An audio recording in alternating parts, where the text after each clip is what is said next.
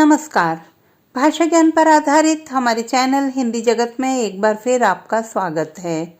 हमारा आज का वीडियो कक्षा 12वीं की पाठ्य पुस्तक आरोह भाग 2 के अंतर्गत हरिवंश राय बच्चन जी द्वारा रचित पद्य पाठ आत्म परिचय के सार, पाठ्य पुस्तक के प्रश्न उत्तर एवं अन्य महत्वपूर्ण प्रश्न उत्तरों पर आधारित है।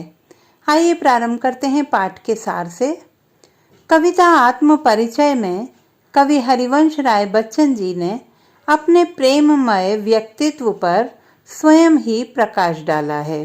कवि के अनुसार स्वयं को जानना दुनिया को जानने से ज्यादा कठिन होता है। संसार से व्यक्ति का नाता खट्टा मीठा होता है। संसार से पूरी तरह निरपेक्ष रहना भी संभव नहीं होता, क्योंकि उसकी अपनी अस्मिता, अपनी पहचान का उत्स, उसका परिवेश ही उसकी दुनिया है।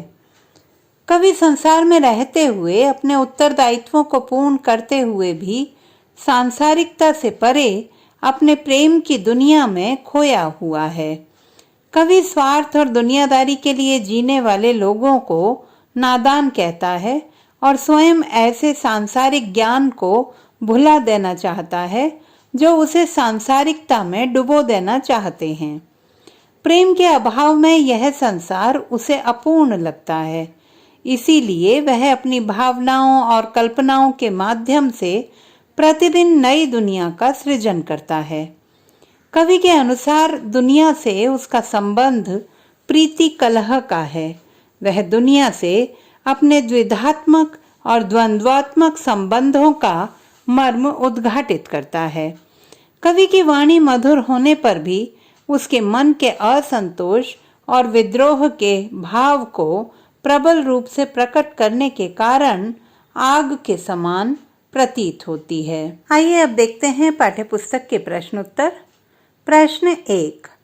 कविता एक ओर जग जीवन का भार लिए घूमने की बात करती है, तो दूसरी ओर मैं कभी न जग का ध्यान किया करता हूँ, विपरीत से लगते इन कथनों का क्या आशय है?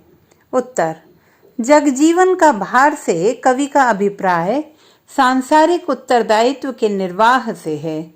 उनके अनुसार वह संसार से तटस्थ नहीं है। वह सांसारिक कष्टों के प्रति सजग रहकर संसार को कष्ट से मुक्त करना चाहते हैं। दूसरी तरफ कवि का कहना है कि मैं कभी न जग का ध्यान किया करता हूँ, अर्थात वह संसार के निरर्थक बातों पर ध्यान न देकर केवल प्रेम पर ही केंद्रित हैं। कवि के अनुसार सामान्य तौर पर व्यक्ति सांसारिकता में उलझकर सामाजिक बाधाओं से डरकर अपने लक्ष्य से दूर हो जाता है, परंतु कवि इन बाधाओं की परवाह नहीं करता। इन दोनों ही पंक्तियों के अपने निहितार्थ हैं। वास्तव में यह पंक्तियां एक दूसरे की विरोधी न होकर पूरक हैं। प्रश्न 2।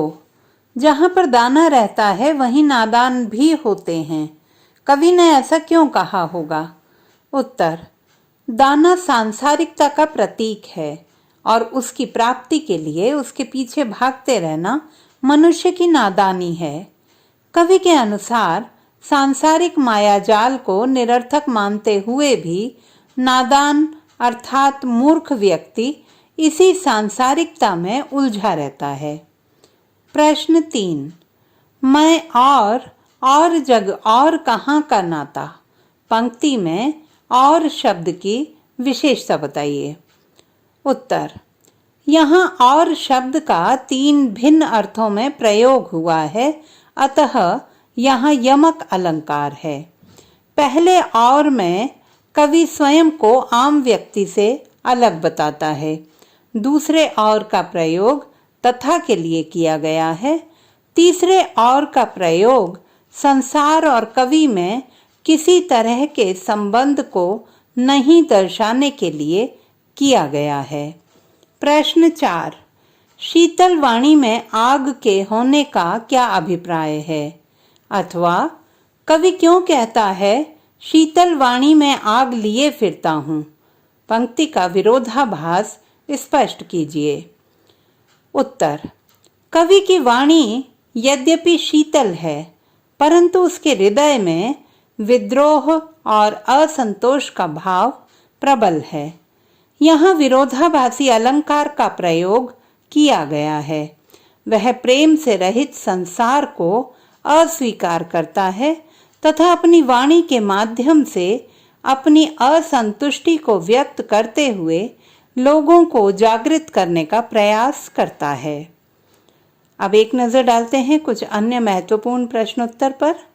प्रश्न 1, कविता आत्म परिचय के आधार पर कवि के कथ्य को अपने शब्दों में प्रस्तुत कीजिए। उत्तर, कवि के अनुसार सांसारिक कठिनाइयों से संघर्षरत होने के बावजूद वह इस जीवन से प्यार करता है।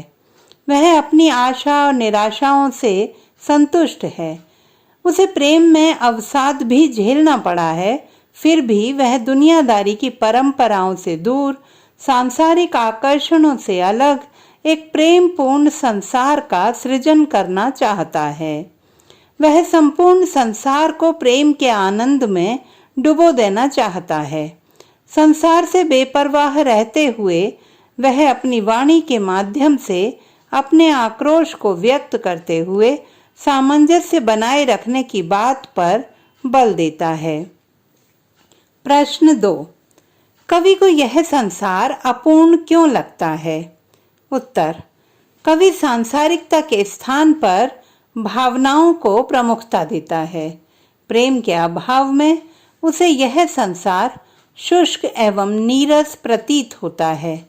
अतः वह अपनी कल्पना में नित नए प्रेमपूर्ण संसार का सृजन करता है।